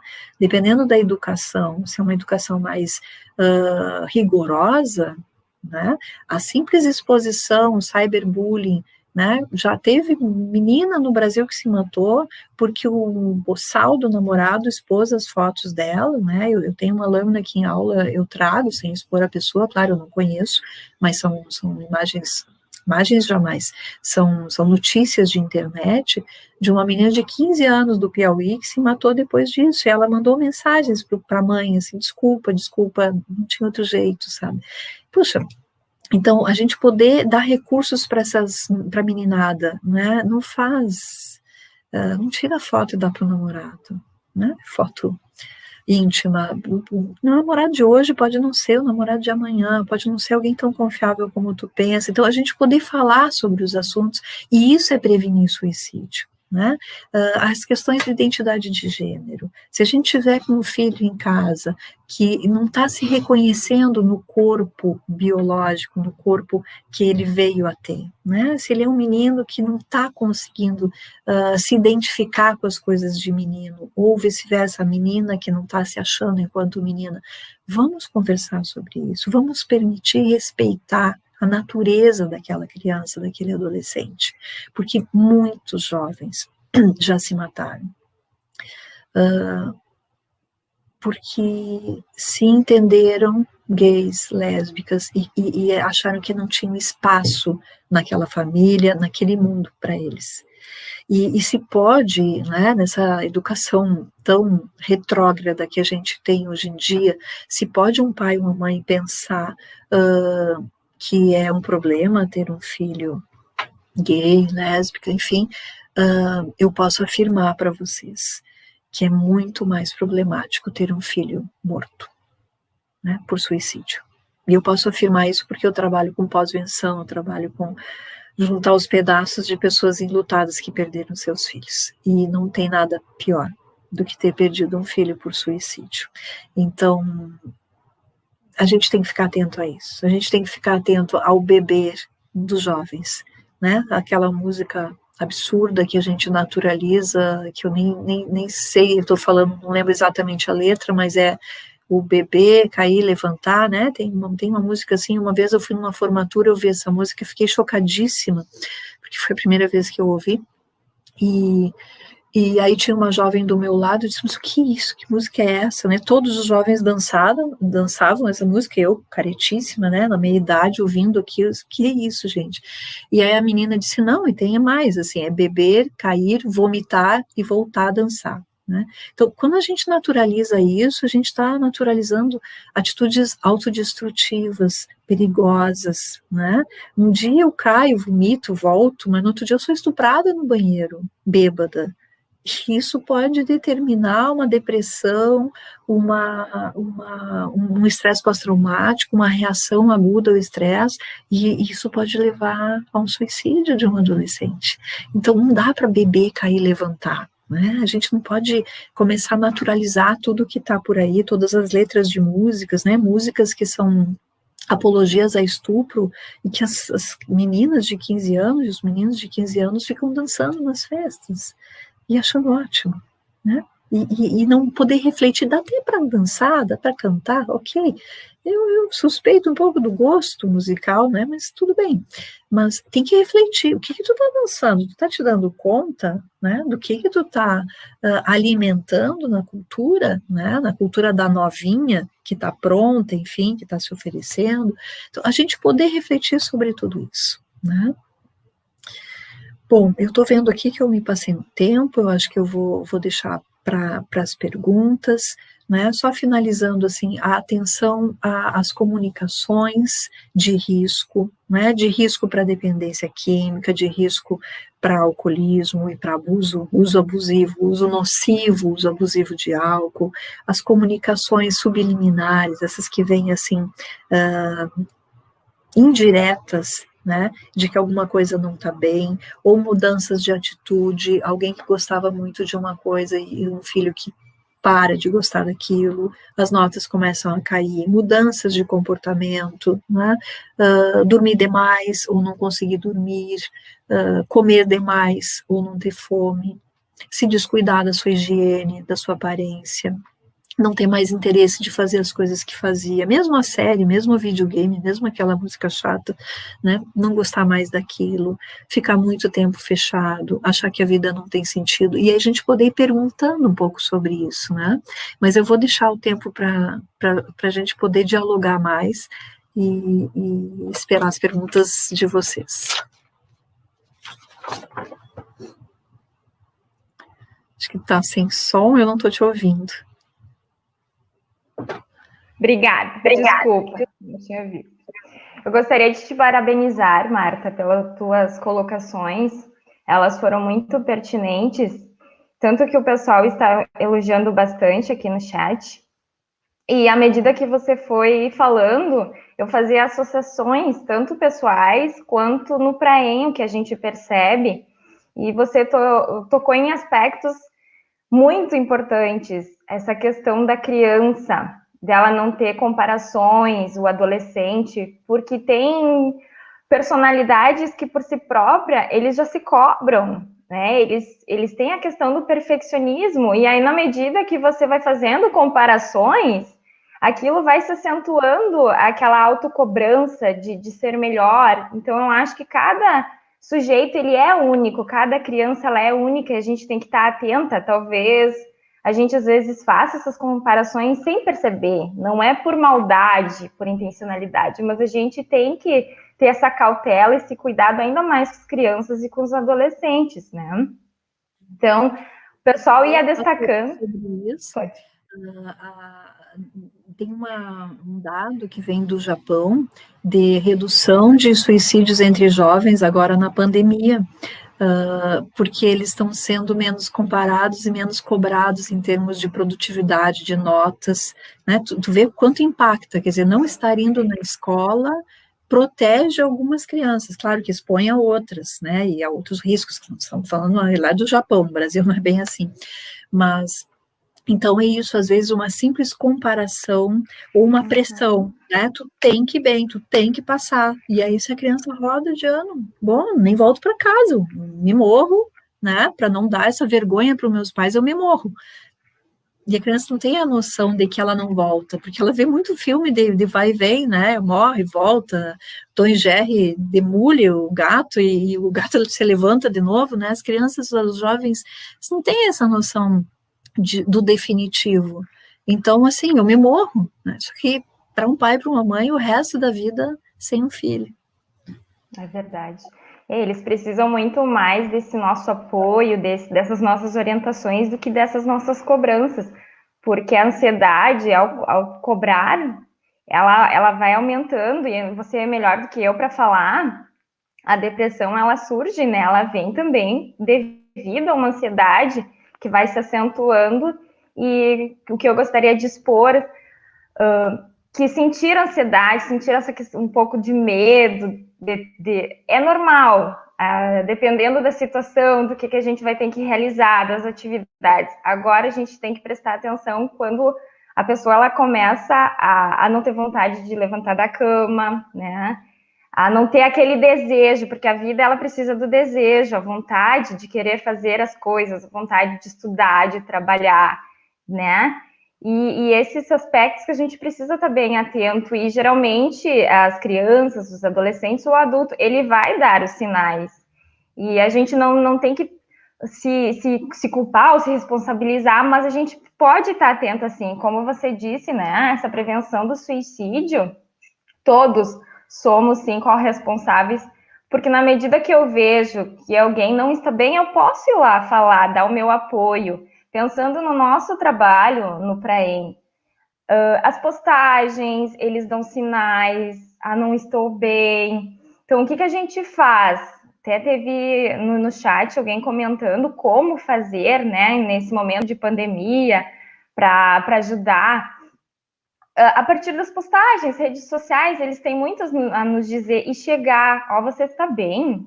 Você gostaria de conversar? Não pressionar, mas se mostrar que você está ali, né? E sem julgar. Outra coisa que me vem na cabeça, é adolescente, está querendo chamar atenção, como você disse, tem tudo, mas não é bem assim. Cada pessoa, ela é única.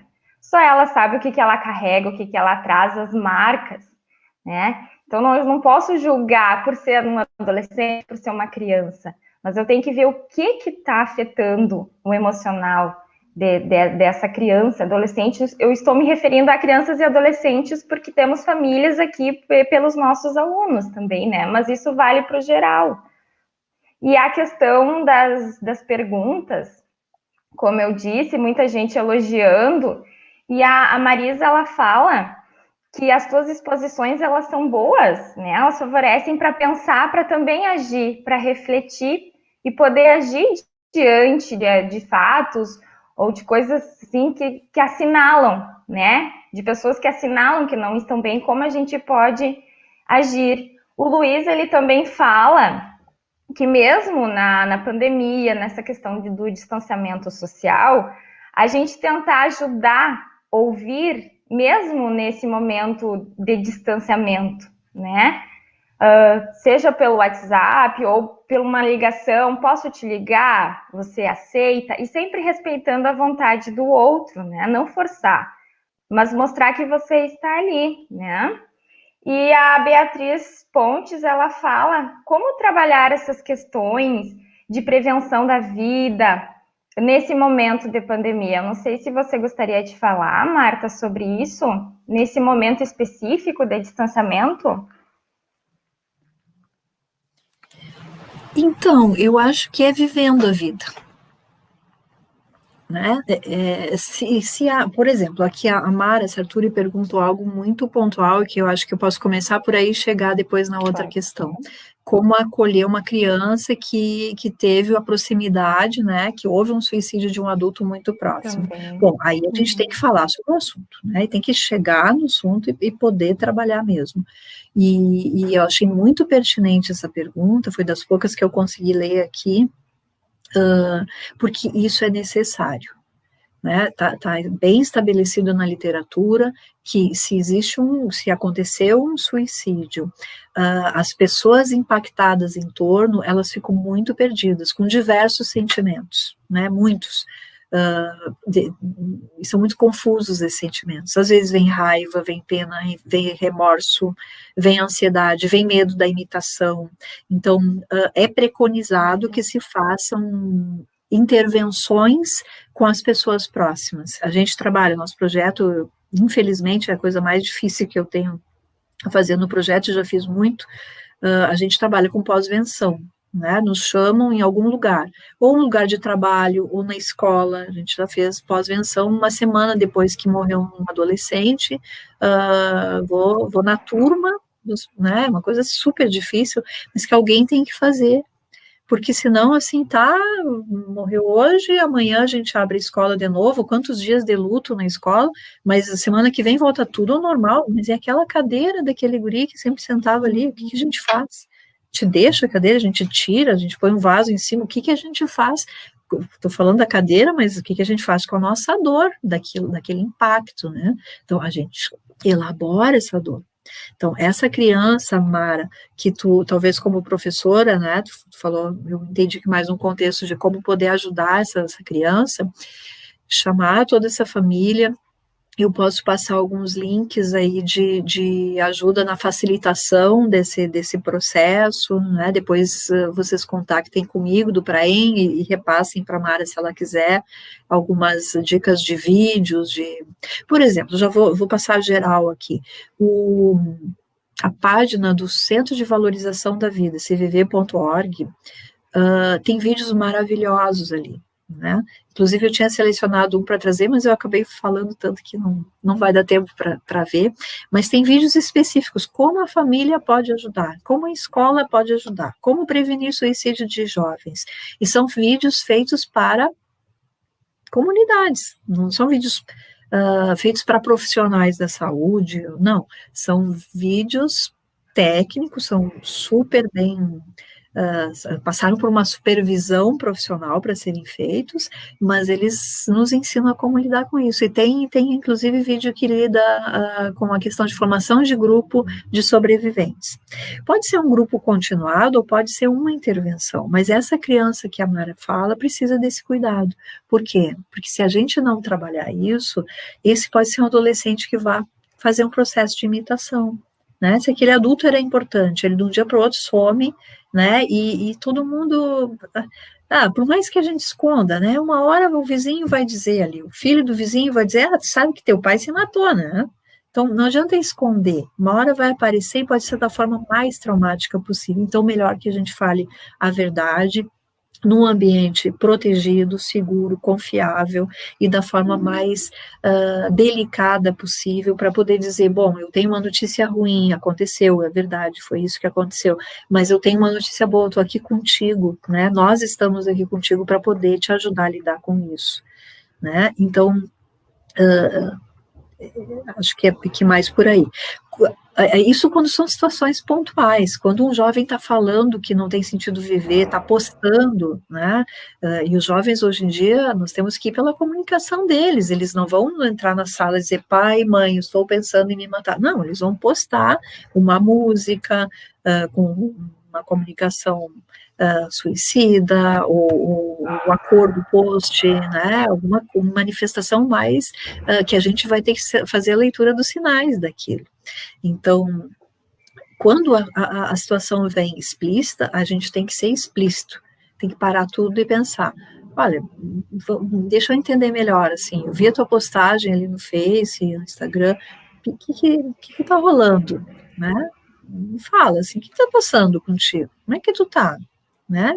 Eu quero saber de ti. Mas quando não há situações explícitas, eu acho que aí essa outra pergunta, né? Como é que se lida na pandemia com essas questões de promoção da vida? Promovendo a vida, né? Vamos fazer coisas juntos, vamos assistir então um filme junto, vamos fazer o tema junto, né? Tu está com dificuldade para fazer o tema de casa, posso te ajudar?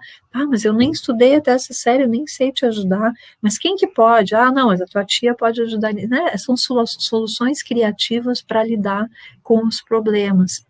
E enquanto as situações ainda são leves, a gente vai pelas beiradas, que nem se come um mingau, como se dizia antigamente, né? Não chega falando em suicídio, vamos falar de vida, né? N situações, aquela história do feijãozinho que tu põe no algodão lá e tem que cuidar para ver se brota, né? É uma simbologia genial do que a gente precisa fazer na vida, assim, ensinar as crianças como é que nasce um feijão, né? É ensinar o básico. Bom, mas se tu não regar, ele vai morrer. Se tu regar demais, fica muito animado que o feijãozinho vai crescer e jogar água todo dia, ele vai afogar o feijão. E é essa medida que a gente vai simbolicamente ensinando as pessoas como é que tu lida com o problema. Se tu tem que estabanar todo e ficar ansiosa, ai meu Deus, meu filho tem uma maconha em casa, não sei o quê. Bom, é afogar o feijão, né? A sementinha do feijão. Agora, se tu entender que o cara tá se chapando todo dia dentro do quarto, tu sente o cheiro, vai os colegas para lá e tal, e tu diz, não, assim, juventude, assim mesmo, foi assim comigo, depois passa. Também não, né? A gente vai secar, desidratar essa sementinha de feijão, ela vai morrer, né? A semente do feijão morre. O filho, às vezes, não morre, né? Só queima um punhado de neurônios ali, mas às vezes é um caminho sem volta, outras vezes é só uma experimentação. Vamos conversar sobre isso. Filho, eu senti um cheiro, né, que eu conheço, vamos combinar, né? Que tá rolando, né? Está acontecendo, estou preocupada contigo. Isso não pode acontecer, né? Porque as substâncias psicoativas são um dos fatores de risco principais para uma tentativa de suicídio em jovem, eles são mais impulsivos. Então, quando as coisas não estão bem, é muito fácil, né? Ou tu cheira, ou tu pega um baseado, ou daqui a pouco, assim, né? Acho outra solução mais fácil. Então, a gente tem que estar muito atento a isso. Questão de chamar atenção, né? Tu falaste antes, e foi ótimo tu tocar nisso, porque eu acabei não falando. Nunca vamos subestimar as comunicações, né? Claro que a gente também não pode ficar refém, porque tem a malandragem da gurizada, assim, se tu não me der o videogame que eu quero, eu me mato, né? Claro que a gente vai ter que ir filtrando o que é manipulação do que não é.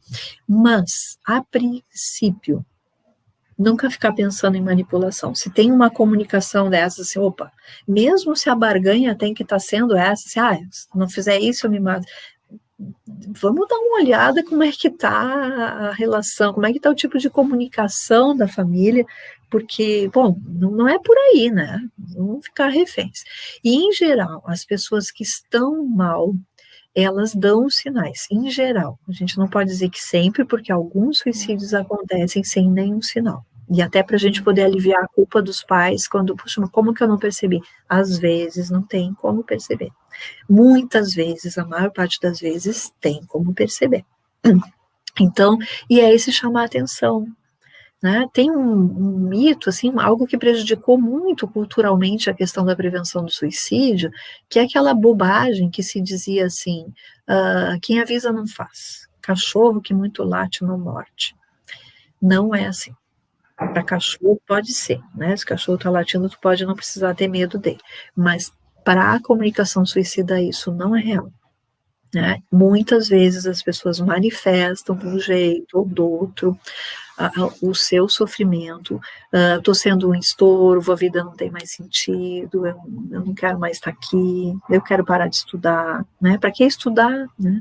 Enfim, são várias manifestações, das mais explícitas às mais sutis, que a gente vai ter que estar sempre atento, né? E não é chamar atenção, né? Ou se é, que bom, né? Que bom que eu tenho um filho que está me chamando a atenção que alguma coisa não está bem. Puxa, esse filho é abençoado, porque ele vai me dar a oportunidade de a gente poder fazer alguma coisa. É como uma dor de cabeça para um AVC, né? Que bom que essa pessoa teve uma dor de cabeça terrível, ela foi medir a pressão, descobriu que a pressão estava super alta e foi tratar para não ter um derrame depois.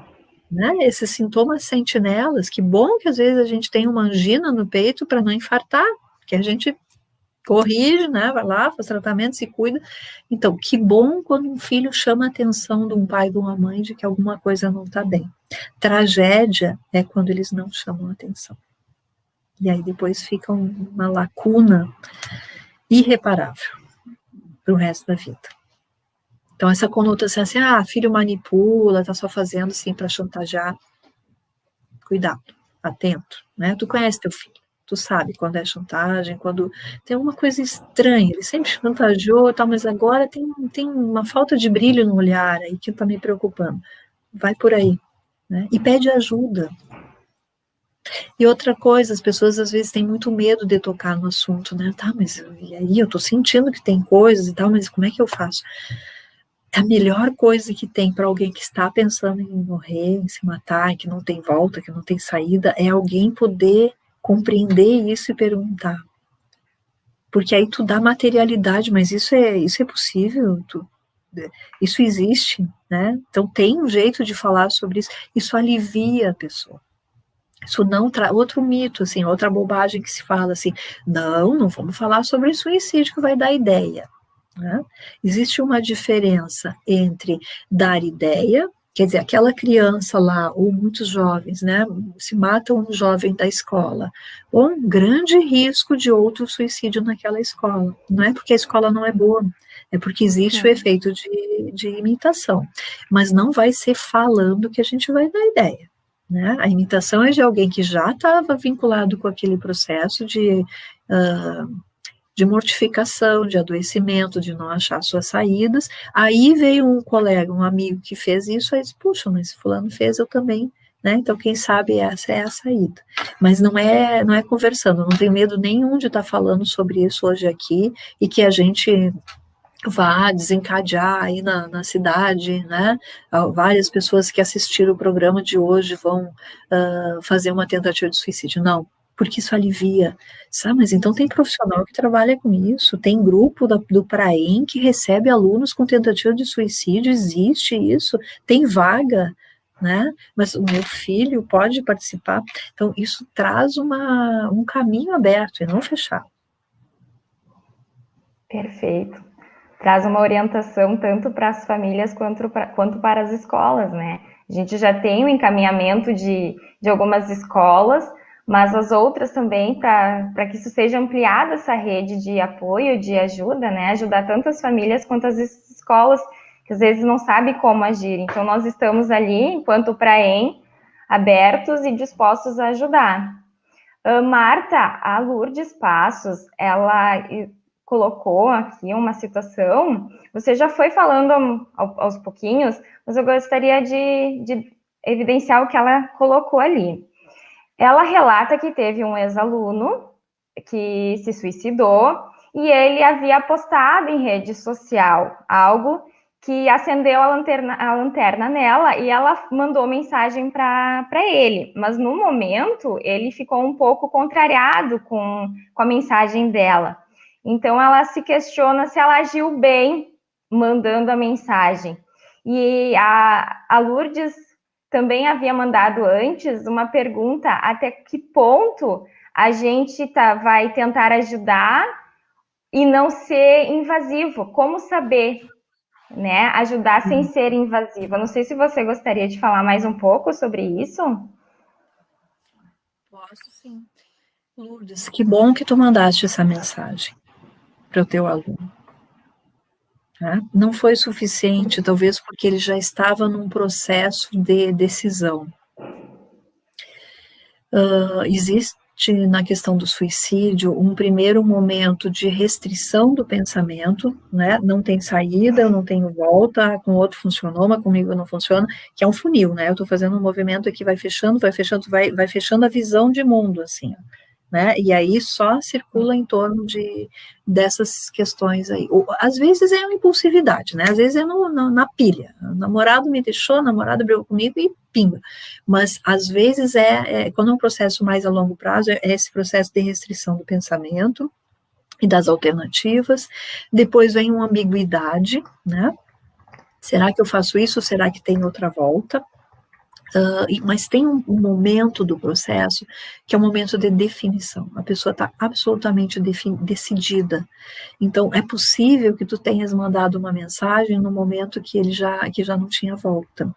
Mas se a gente for pensar, quantas vezes tu deves ter mandado mensagens, porque se tu detectaste desse aluno e fizeste esse movimento, é possível que essa seja uma rotina tua, né, de tu seres acolhedora, seja mandando mensagem em rede social, seja na aula, né, ficando ao final da aula 5 minutos ali, tá guardando o teu material, tá apagando o quadro e tal, mas estrategicamente um professor que está ali apagando as coisas, os conteúdos, ele também está dizendo assim, olha, eu estou aqui ainda é horário de aula, se alguém quiser ficar ao final, né?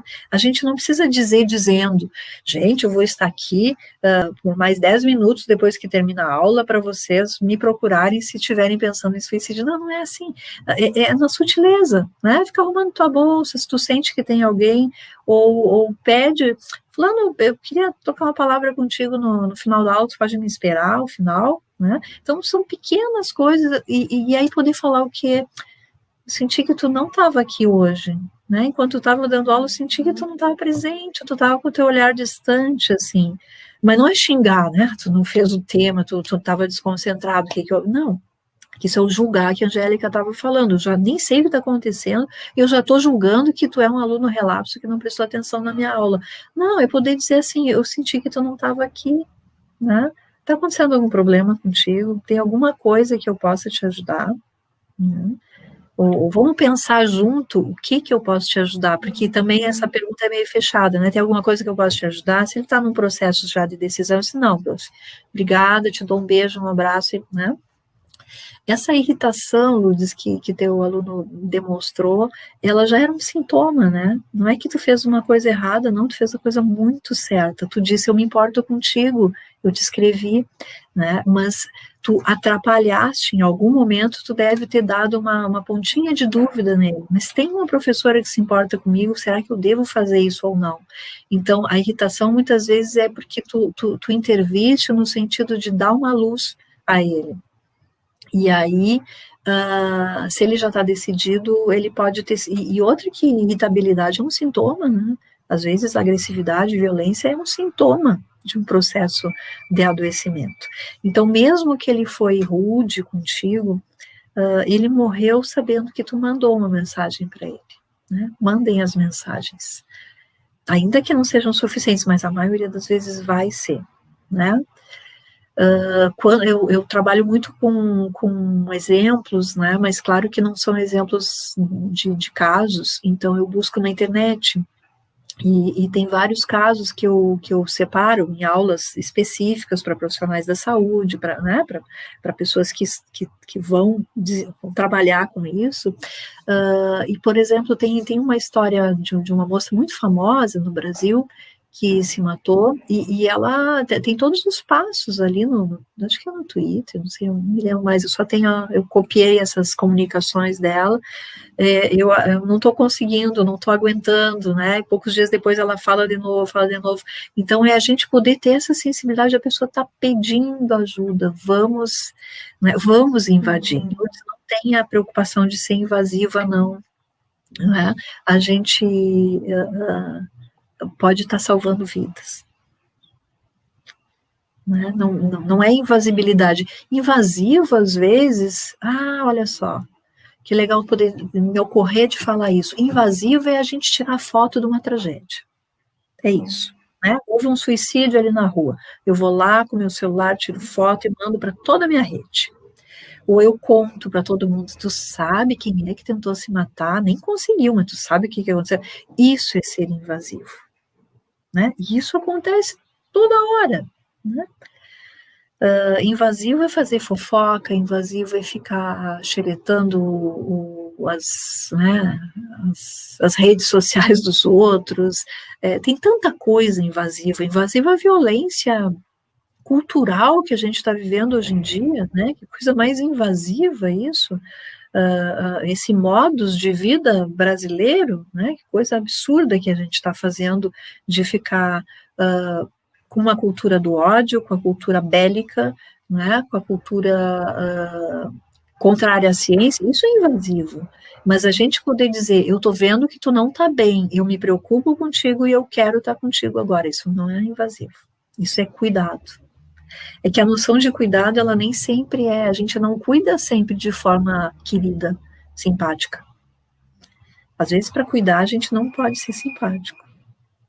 Às vezes a gente tem que ter um pouco de autoridade, não autoritarismo, mas autoridade para dizer, olha, nesse momento tu não está conseguindo te cuidar sozinho e eu vou estar aqui do teu lado, né, e eu vou pegar no teu pé. Eu sei que eu não tenho o dom de salvar a tua vida, isso é contigo.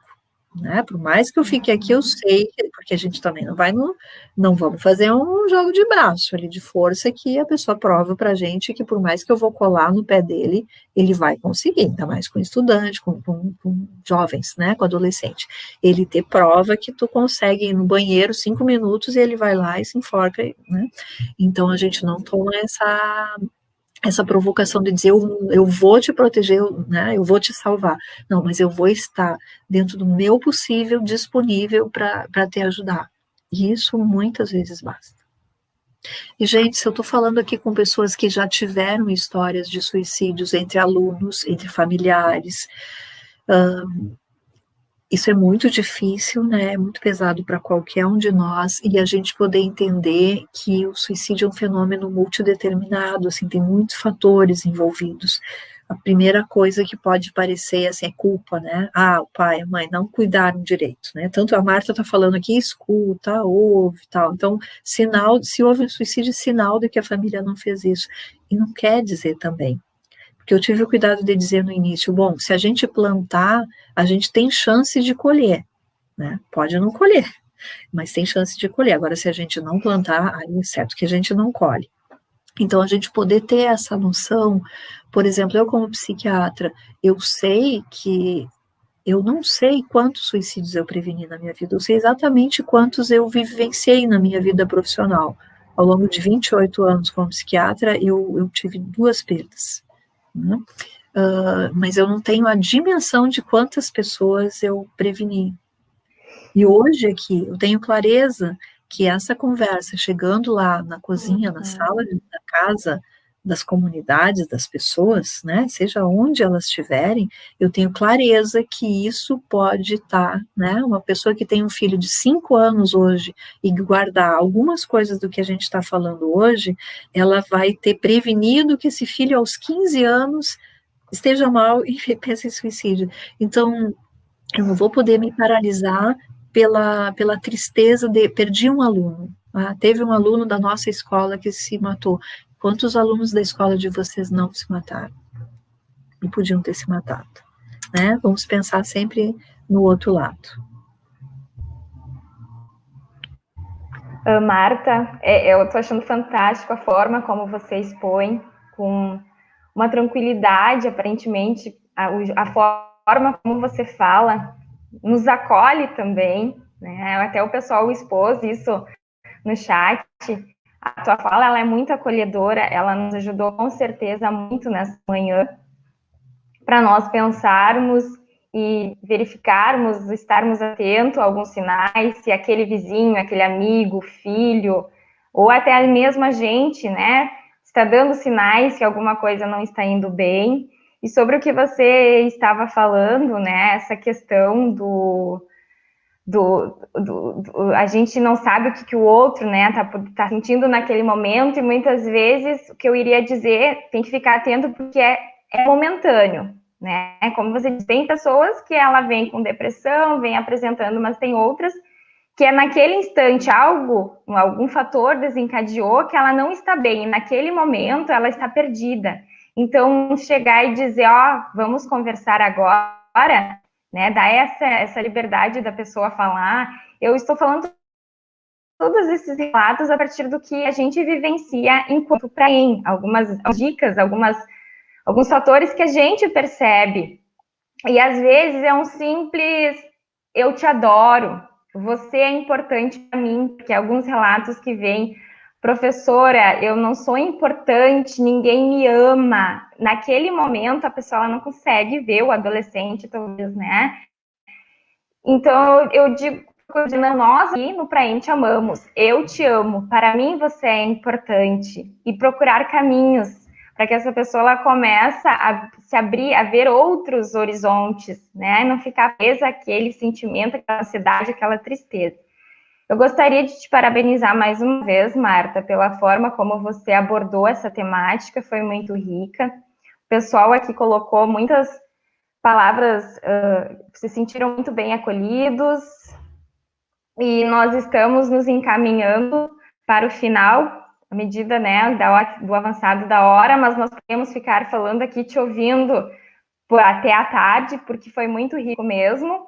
Então, eu te agradeço por ter aceito esse convite, te parabenizo, e que bom ter profissionais conosco, nos apoiando e nos dando todo esse conhecimento, né, podendo falar sobre esses assuntos, como você diz, que são tabus, talvez, mas que a gente precisa falar, né, para poder ajudar também. Passo para ti agora, Cláudia, a palavra. Só poder Cláudia, está me falar, eu ouvindo? trabalho no Espaço Nise da Silveira e a FAB, e agora a gente sem está, áudio, né, necessariamente... Está sem o som? Tá, voltei. Olá. Marta, pode concluir, Marta, que estava falando. Então, neste momento, o nosso projeto está me ouvindo, Cláudia? Presencialmente fechado. Sim. Mas nós estamos trabalhando remotamente, né? Nós temos os grupos virtuais e quando tudo voltar ao normal, né? Nós temos um projeto de cine mental, uma vez por mês, cinema com debate, convidar as pessoas, fiquem atentos, quando ouvir falar Espaço Nise da Silveira e a FAB, é um projeto de extensão da Universidade Federal de Santa Maria, é aberto a qualquer pessoa interessada, e que a gente pode fazer mais diálogos, especialmente no Cine Mental, que é um projeto aberto a qualquer participante. Então, gostaria de agradecer a Marta, né, a psiquiatra que hoje falou conosco esse tema, né, importantíssimo, que é a valorização da vida. Vou fazer só uma complementação disso, porque isso me remete aos meus tempos de mais jovem, que a gente trabalhava na nossa religião, a gente tinha as campanhas da fraternidade, né? Então, acho que hoje é um tema muito importante para isso, para a gente não esquecer dos nossos, né?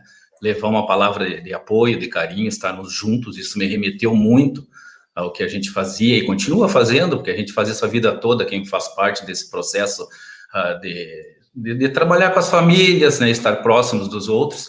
E também me trouxe, eu vou aproveitar um momentinho, que eu também sou da coordenação da Secretaria de Educação do PROCED, que é o Programa de Controle e Evasão, e a gente está trabalhando com a busca ativa. Então, lembrar aos nossos professores que hoje estiveram aqui conosco, a todos que estão juntos, que nós não podemos esquecer daquele que não está, mais conosco, que não está vindo na escola. Então, vamos tentar, vamos continuar buscando, porque a gente não sabe o que está acontecendo lá atrás. E, às vezes, eles podem estar precisando da gente, por mais que a gente tente 1, 2, 3 vezes, vamos tentar a quarta, a quinta. Então, deixa esse recado aos colegas professores e a todos os outros, né, que estão nos ouvindo também, lembrando que a gente está num momento muito delicado, né, talvez estejamos indo aí para uma bandeira vermelha, tomara que não.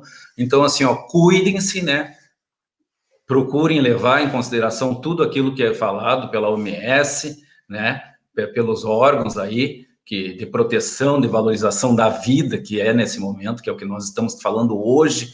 Então, tudo isso remete a a esse momento nosso, e esse é o objetivo do Abraços Virtuais, né, acolhendo as nossas famílias para a rede municipal. Então, um agradecimento a todos, né, nesta manhã de sábado, né, e esperamos que no próximo sábado estejamos juntos novamente. Então, obrigado a todos pela participação, a Marta com a sua fala, como uma pessoa que tem uma credibilidade muito grande no nosso meio, e mais ainda, talvez, na comunidade santamariense, a Angélica, que fez uma excelente mediação. Obrigado a todos, estaremos aqui no próximo sábado trazendo um tema novamente de grande relevância para esse momento que estamos vivendo atualmente. Obrigado a todos, bom sábado. Abraços virtuais.